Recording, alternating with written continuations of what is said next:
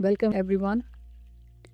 In this video, we are continuing our journey through Chapter 4 of Power of Now by Eckhart Tolle. And we are going to go deeper. In the first video, introduced us the core problem, the loss of now. And this video of Chapter 4 is going to show us exactly what that looks like in everyday life. We are going to look at what Eckhart calls Ordinary Unconsciousness and Deep Unconsciousness and why understanding the difference matters so much. So let's begin. So we explored 3 big ideas together. First, the real problem in life is not the difficult situations we face, it is the loss of contact with the present moment. Eckhart calls the Core Delusion. Situations are just situations. It is mind's resistance to them. Its habit of turning facts into problems is what creates suffering. Second, we looked at the psychological trap of time. The ego depends on the past for its identity, its story of who it is, and on the future for its fulfillment. And when we are caught in this trap, we miss the only moment where life actually happens. This one, now. And third, we learned that awakening is not a single dramatic event. It's a gentle back and forth moment. We drift out of the presence, we notice that noticing itself is presence. And gradually over time, the presence becomes our natural home. So those are the foundations, and now let's build on them. This slide introduces us to the most clarifying ideas of the whole book. Eckhart asks us to think about sleep. When we sleep at night, we don't just stay in one fixed state. We move between deep, dreamless sleep, where we are almost completely still, and the dream state, where the mind becomes very active. And he says, in waking life, most people do something remarkably similar. But instead of moving between sleep and wakefulness, most people only ever move between different depths of unconsciousness. Let's take a moment with that. Most of us assume that because we are awake, because our eyes are open, because we are talking and working and getting through the day, we must be conscious. But Eckhart is making a distinction here. Being awake physically is not the same as truly being conscious, truly present.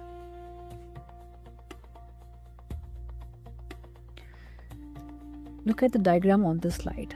The presence, that golden glowing state at top, takes up only 15% of the human experience on average.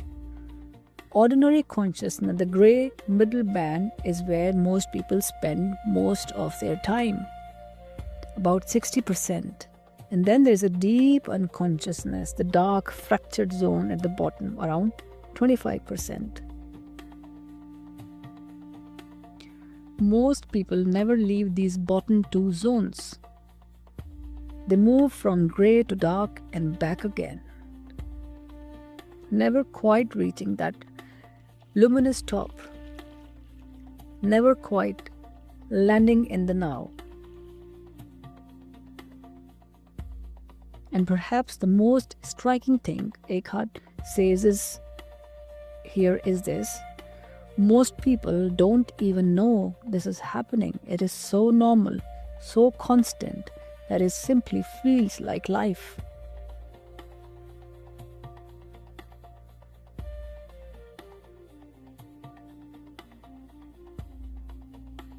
So ordinary consciousness, that grey middle state, is not dramatic. It doesn't look like a breakdown of a crisis. It looks like a normal Tuesday afternoon. So Eckhart described it as a state of almost continuous low-level unease, discontent, boredom, a kind of background nervousness.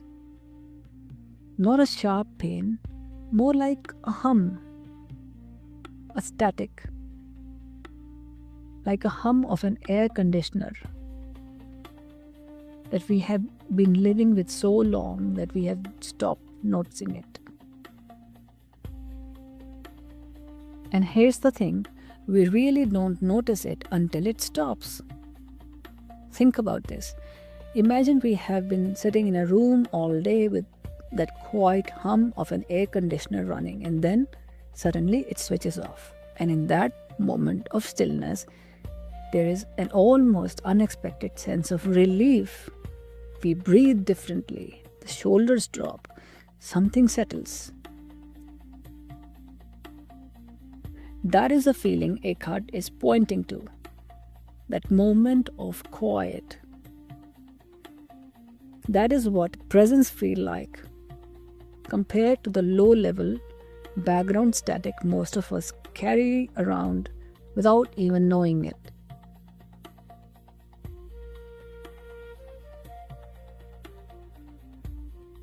So that unease, that background discomfort, drives a great deal of our behavior.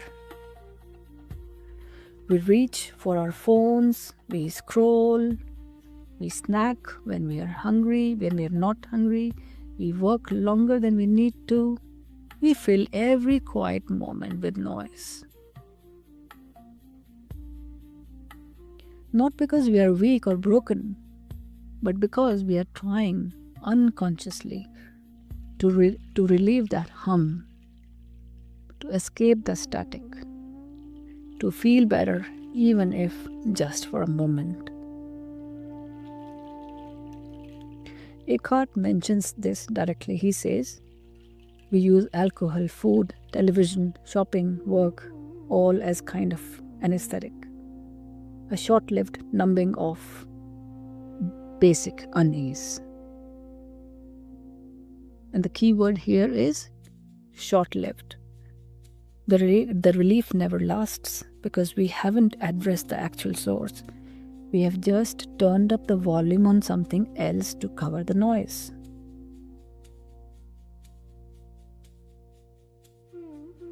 Think about the last time we were waiting somewhere in a queue or a traffic light between tasks, and the first instinct was to reach for the phone. Not because there was anything urgent, but because the silence felt uncomfortable.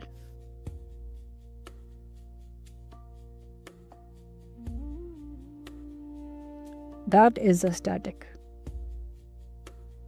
That is ordinary unconsciousness.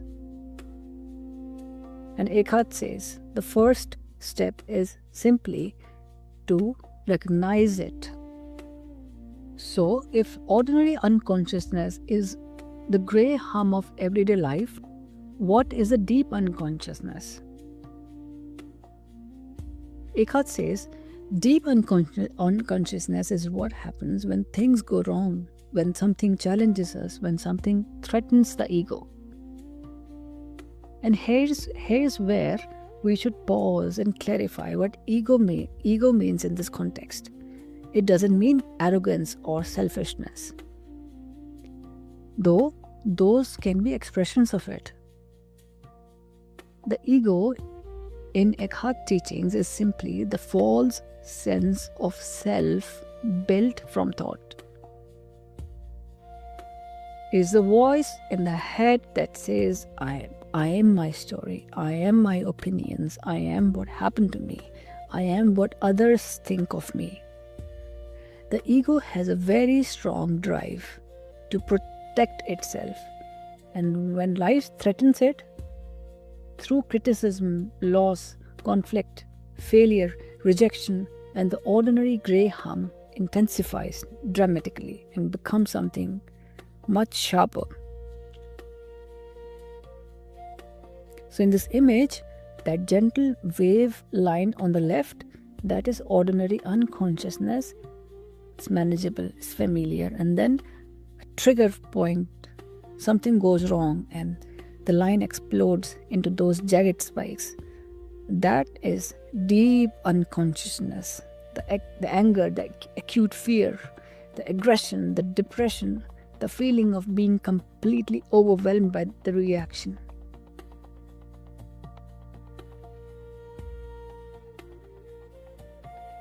Eckhart says the pain body is like accumulated emotional pain from the past, pain that has been unprocessed, unresolved. It sits dormant much of the time, but when ego is threatened, the pain body can be activated. And when it does not just add a little suffering, it takes over. Our identity becomes the pain. We become the anger. We become the fear.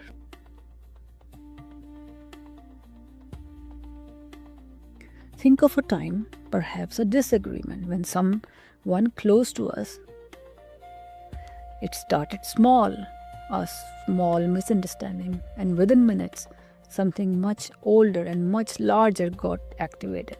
The reaction was completely disproportionate to the action situation. This is the pain body. And Eckhart says, this is not a moral failure, this is unconsciousness. The path out is awareness.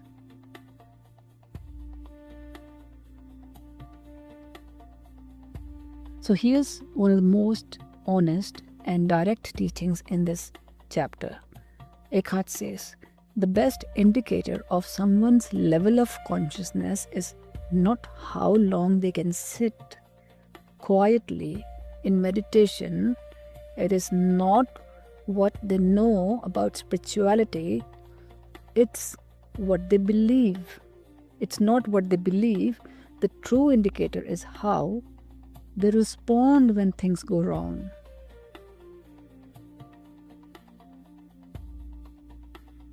So look at the slide.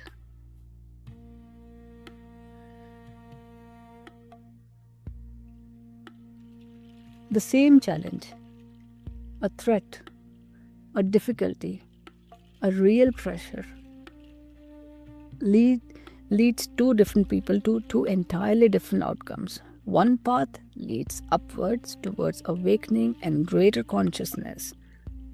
The other leads downwards into deeper sleep, into what Eckhart calls a nightmare. And here's the key insight. The challenge itself is neutral. It is the same event for both people. What differs is the state of awareness they brought to it. Eckhart says, if we cannot stay present in normal, quiet circumstances, sitting alone in a room, going for a walk, listening to someone speak, then we will not be able to stay present when something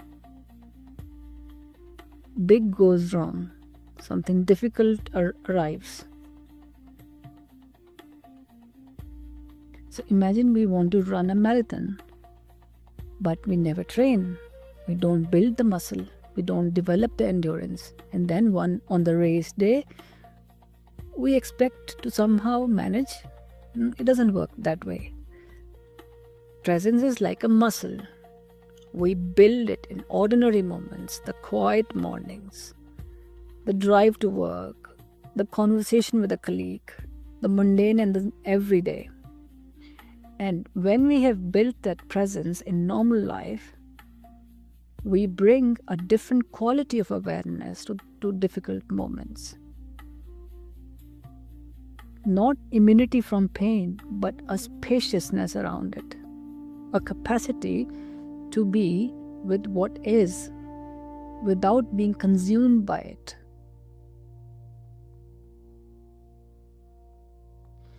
So in this video, we have gone beneath the surface of everyday life and found something important. Most of us living a state of ordinary unconsciousness, not acutely suffering, but carrying a quiet background hum of discontent that we have mistaken for normal life. And when life pushes us, that hum can spike into something much more painful. But here's the hopeful truth. Awareness is the cure. Simply seeing this clearly without judgment is already the beginning to dissolve it. In the next video, we are going to look at exactly how to do that. How to make the unconscious conscious. How to monitor our inner state. And what to actually do when we find ourselves resenting, resisting, or fighting with the present moment. So if this is landing for you, please do give video a like. It makes a difference in helping others discover this content. And do subscribe if you haven't already, so you can get notified when the next video lands. See you in the next video.